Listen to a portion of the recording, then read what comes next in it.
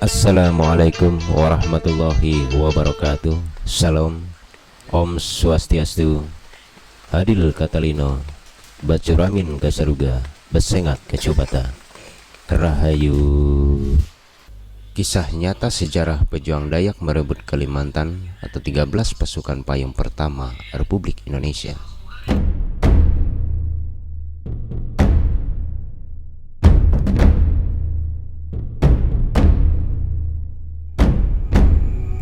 Tiba-tiba terdengar aba-aba untuk bersiap dan memberi hormat.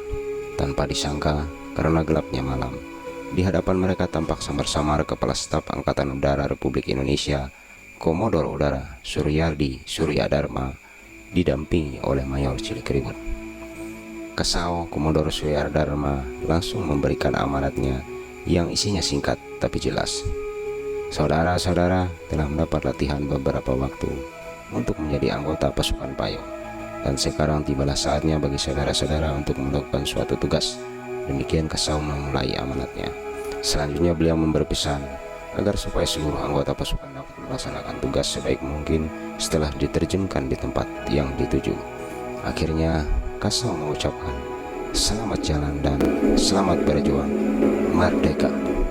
9. Semua pelopor kemungkinan 50% akan meminta korban jiwa, dan apabila dalam waktu 3 hari mereka tidak menghubungi Yogyakarta, maka semua dianggap tewas.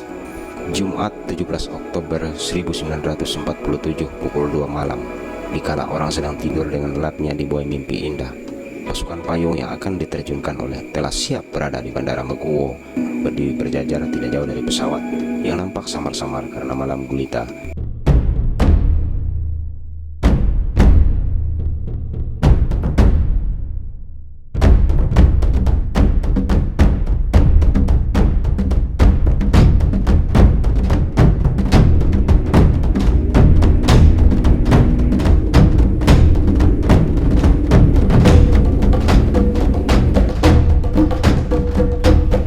Lewat Nika, Netherlands Indies Civil Administration menyusup dengan mendompleng pasukan Australia atau Sekutu 16 September 1945 dan berlabuh di Tanjung Priok, Jakarta.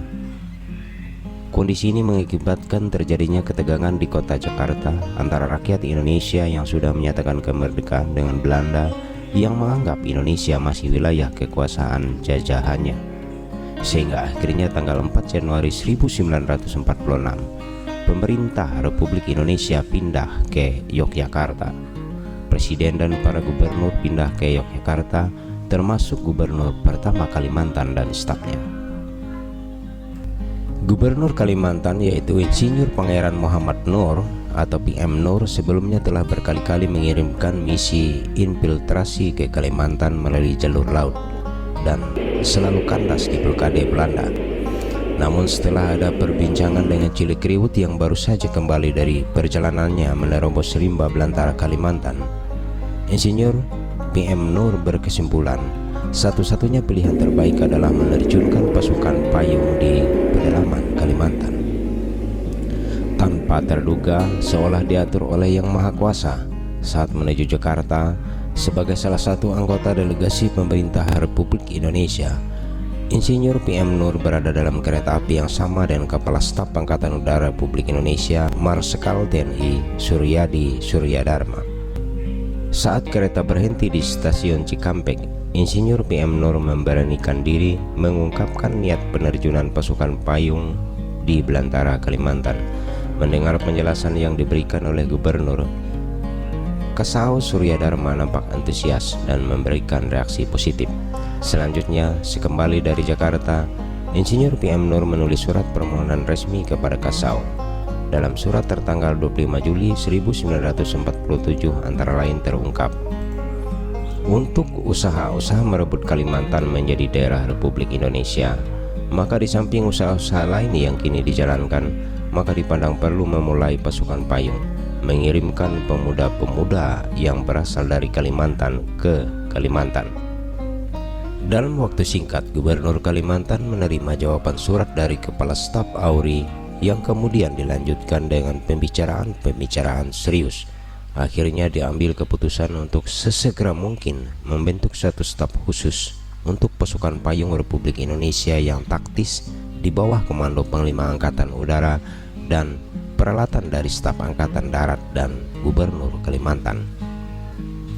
Sejak itu persiapan pun mulai dilaksanakan. Sebagai pelatih ditunjuk Opsir Udara 1 Sujono dengan dibantu oleh Sikwaco, Mayor Udara Siswadi, Kopral Udara Matiasir, Kopral Udara Sangkala, Opsir Muda Udara 2 Amir Hamzah, Sersan Mayor Udara Suroyo, Sersan Mayor Legino, dan Sersan Udara Mispar.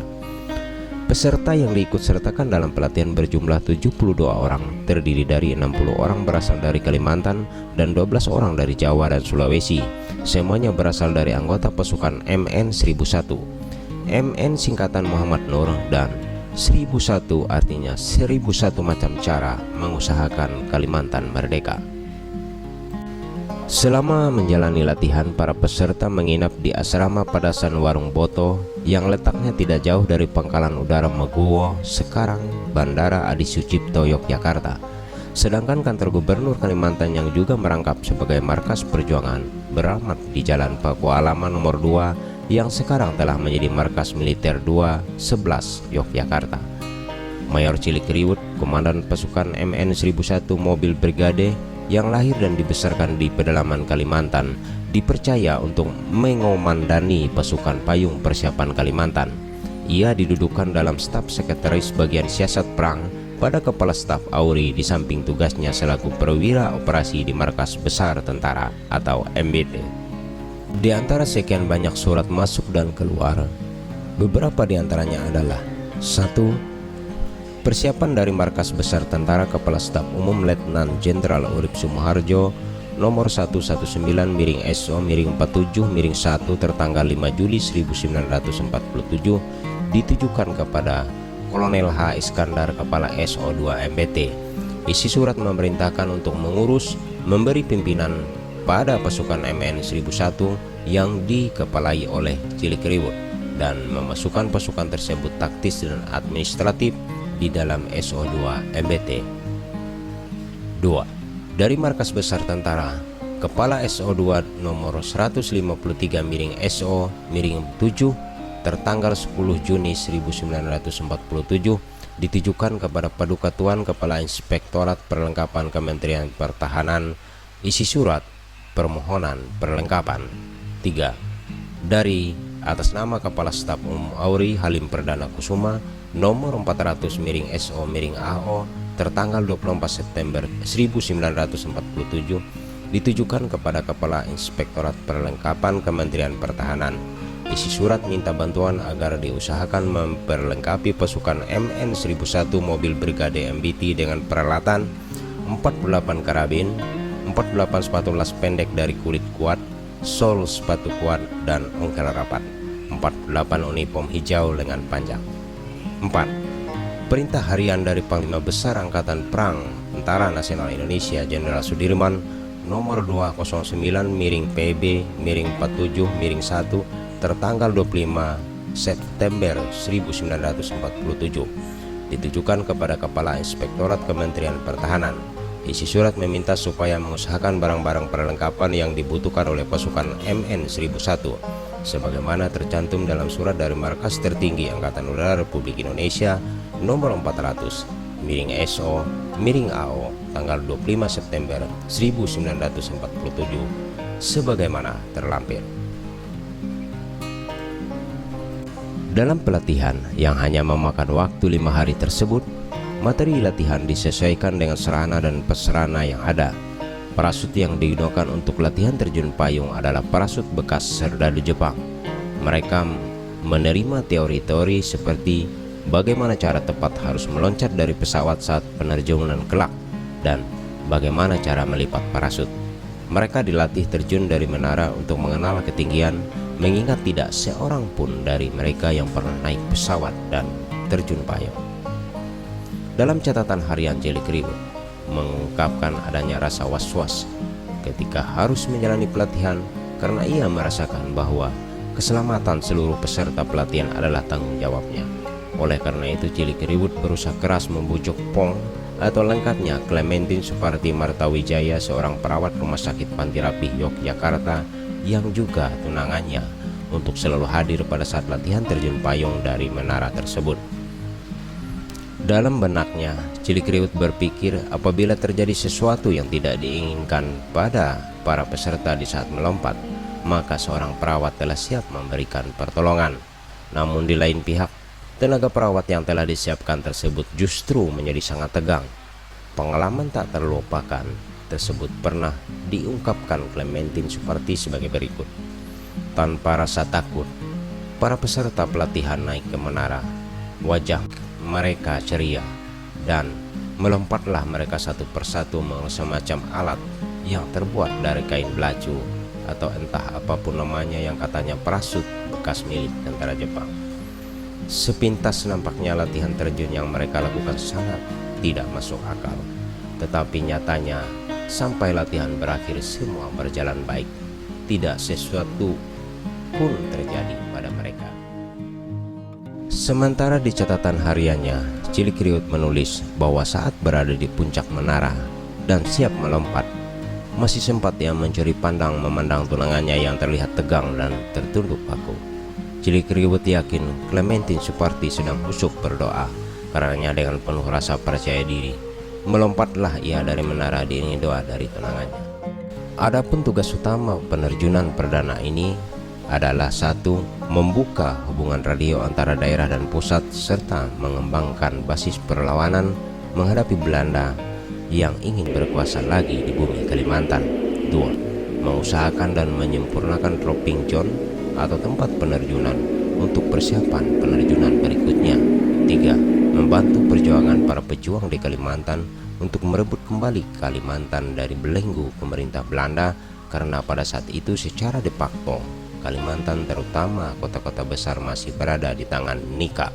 4. Membuka mata dunia bahwa Kalimantan adalah salah satu bagian dari Republik Indonesia.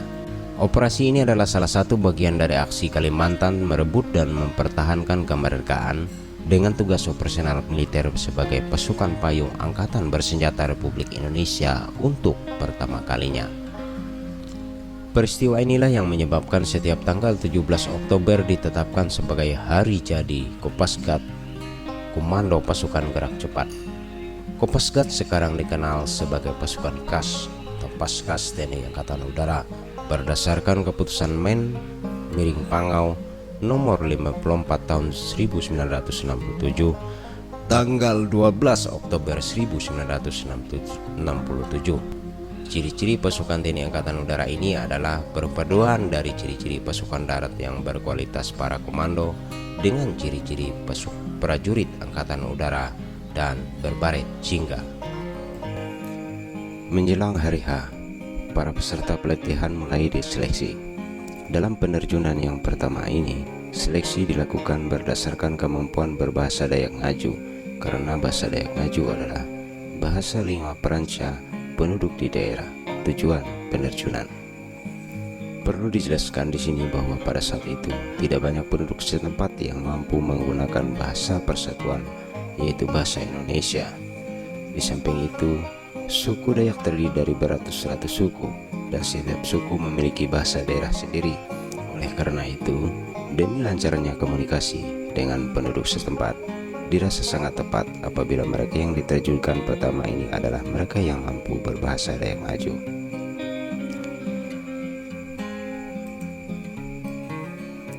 Akhirnya untuk penerjunan pertama ini, dari 72 orang yang dilatih, diputuskan 14 orang yang akan diterjunkan sebagai kelompok pertama pada 17 Oktober 1947. Peserta lainnya akan diterjunkan pada tahap selanjutnya.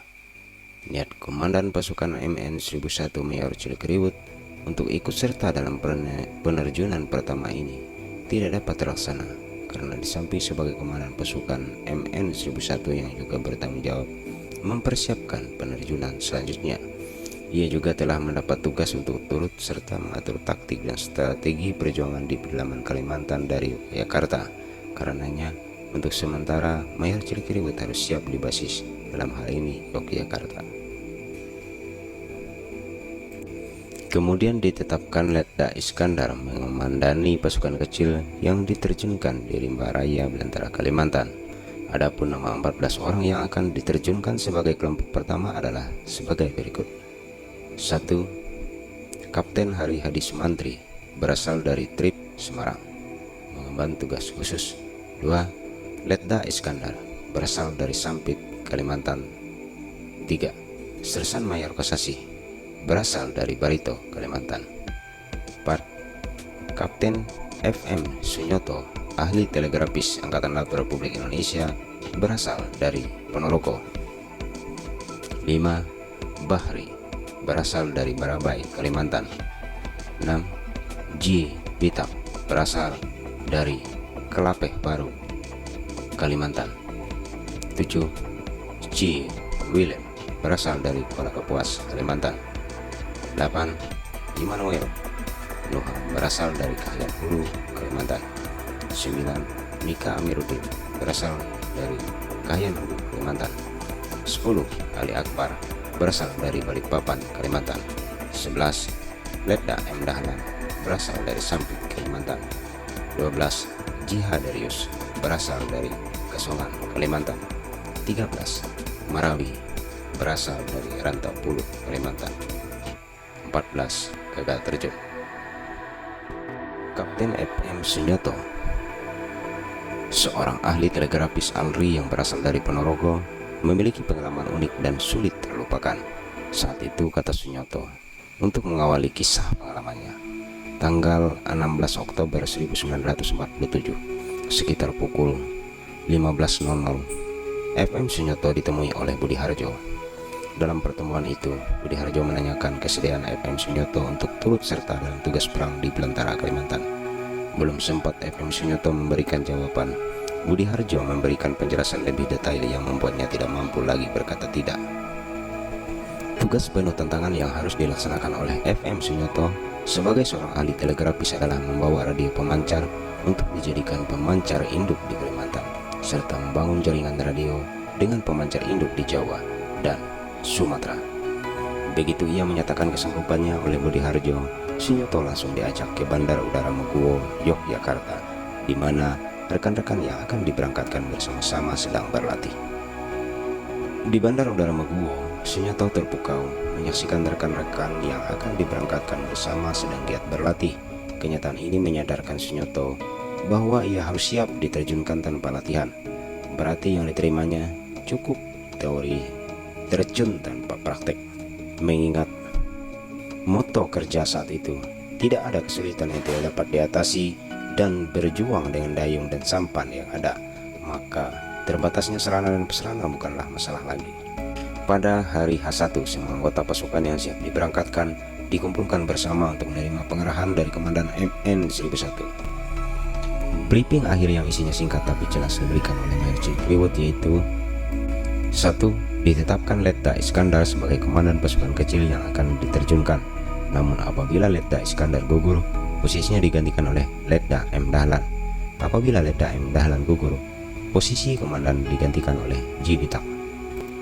2. Lokasi penerjunan di dekat lapangan Sepan Biha yang letaknya 12 km di belakang kampung Buntut Sapau di daerah Kota Waringin, tempat di mana kader-kader pejuang bangsa, khususnya yang berasal dari Kesatuan MN 1001, pernah menerima latihan kemiliteran di bawah asuhan Kapten Mulyono. 3. Begitu mendarat di Kalimantan, sesegera mungkin menghubungi Kapten Mulyono. 4. Hubungan radio dengan Yogyakarta paling lambat 3 hari harus sudah terlaksana. 5. Bantuan dari Yogyakarta akan segera dikirim. Sebelum bantuan datang, mereka harus tetap berada di tempat. 6. Untuk sementara tidak diperkenankan menghubungi siapapun juga selain Kapten Mulyono. 7. Apabila menghadapi gangguan ataupun menghadapi kesulitan, semaksimal mungkin usahakan untuk mempertahankan diri, namun tidak diperkenankan melakukan penyerangan. 8. Perintah selanjutnya akan diberikan dengan perantaraan radio.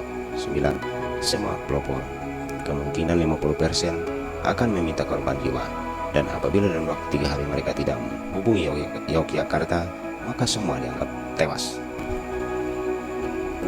Jumat 17 Oktober 1947 pukul 2 malam, dikala orang sedang tidur dengan lelapnya dibuai mimpi indah, pasukan payung yang akan diterjunkan oleh telah siap berada di Bandara Meguwo yang ketika itu belum memakai nama Bandara Adi Sucipto. Mereka berseragam hijau.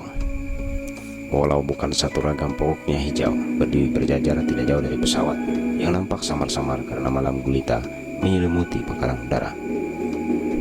Dinginnya udara saat itu tidak mereka rasakan karena di tubuh mereka telah bergelantungan, berbekalan dan segala perlengkapan untuk segala macam kebutuhan.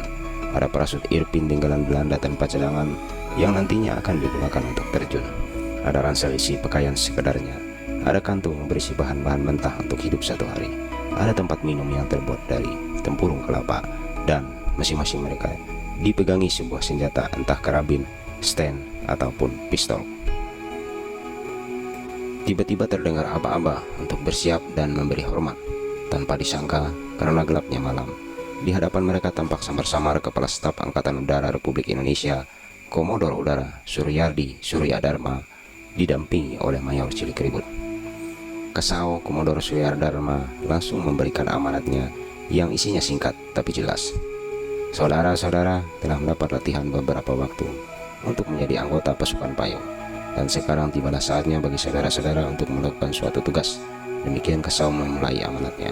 Selanjutnya beliau memberi pesan agar supaya seluruh anggota pasukan dapat melaksanakan tugas sebaik mungkin setelah diterjunkan di tempat yang dituju. Akhirnya Kasau mengucapkan, "Selamat jalan dan selamat berjuang, merdeka." Setelah Kasau menyelesaikan amanatnya, beliau menjabat tangan seluruh anggota pasukan yang kemudian dengan berurutan naik ke dalam pesawat Dakota RI-002. Pesawat Dakota G-47 Skyrain RI-002 adalah pesawat sewaan milik Robert Earl Pripet, seorang warga negara Amerika yang bertindak sebagai kapten pilot. Kopilot adalah Aufsir Muda Udara 3 Makmur Suhodo. Sebagai jumping master adalah Aufsir Muda Udara 3 Amir Hamzah. Mayor Cilikriwut diinstruksikan terus serta dalam penerbangan itu untuk mengantarkan dan menyaksikan langsung penerjunan perdana dan memberikan dukungan moral kepada ke-14 anak buahnya yang segera akan diterjunkan. Pukul 2.30 dini hari, pesawat mulai bertolak terus menuju ke Heading 31. Dalam kegelapan malam, suara mesin pesawat terdengar menderu-deru yang membawa mereka ke tempat yang tingginya 9.000 kaki. Penerbangan dilakukan tanpa meteo check, tanpa radio ground to air, yang berarti tanpa memberitahukan posisi pesawat setiap setengah jam untuk keperluan SAR. Pesawat terus diarahkan menuju ke utara dengan kurs 31. Saat kapten pilot dan kopilot melihat cek penten di bawah mereka, tampak rawa-rawa dan hutan, yang artinya mereka telah berada di atas Pulau Kalimantan. Peta Kalimantan diamati dengan seksama sambil tak henti-hentinya melirik pengontrol ukuran bensin pesawat. Untuk lebih meyakinkan diri, mereka menanyakan ketepatan letak lokasi penerjunan kepada Mayor Cilikriwut, karena menurut perkiraan mereka, Mayor Cilikriwut yang putra Dayak dan telah melakukan perjalanan mengitari Pulau Kalimantan tentu akan lebih memahami situasi dan medan. Namun ketika hal tersebut ditanyakan kepadanya, Mayor Cilikriwut tidak dapat langsung memberikan jawaban karena keadaannya sangat berbeda dari angkasa dan ketika berada di daratan. Karenanya Cilikriwut memberikan informasi bahwa daerah yang dituju berdekatan dengan sebuah bukit. Tepat pukul 7 pagi, Jumping Master Amir Hamzah memberikan aba-aba untuk mempersiapkan diri.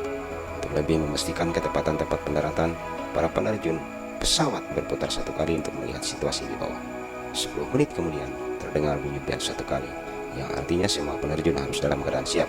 Kemudian bel berbunyi 2 kali, yang artinya semua peserta telah menempati posisi masing-masing, yaitu berbaris sejajar di depan pintu yang telah terbuka. Kembali bel ketiga dengan bunyi 3, kering, maka dropping dan jumping dimulai. Diawali dengan dropping 2 bungkusan, kemudian jumping dengan urutan pertama, yaitu Jibitak dengan membawa bendera Sang Merah Putih. Sekejap sebelum melaksanakan tugas suci dengan mempertaruhkan nyawa, Jibitak nampak tegang. Namun dari sorot matanya nampak suatu tekad dan keberanian luar biasa. Tanpa ragu, melompatlah dia, dan dalam beberapa detik kemudian nampak payung berwarna putih mengembang sempurna.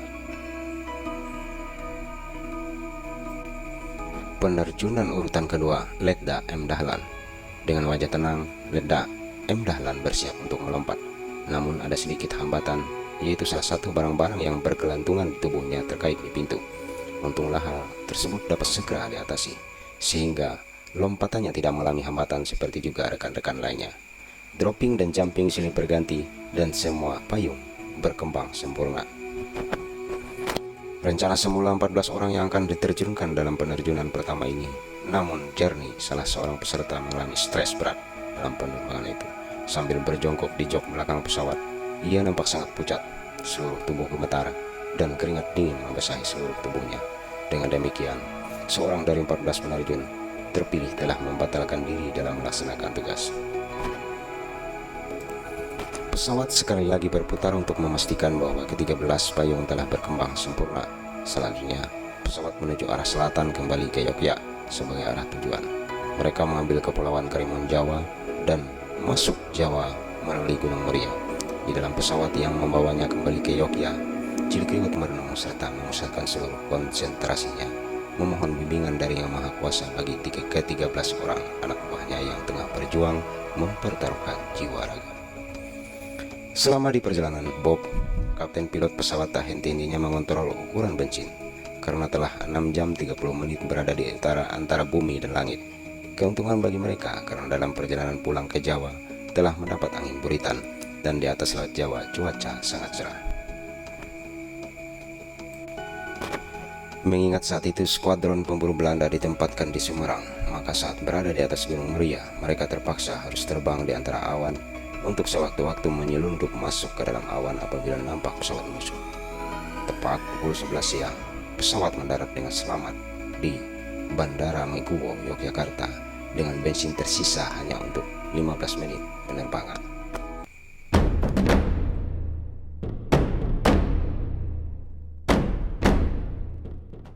Demikian episode pertama kita kali ini tentang kisah nyata dari perjuangan 13 pasukan payung pertama Republik Indonesia yang ditulis dalam sejarah.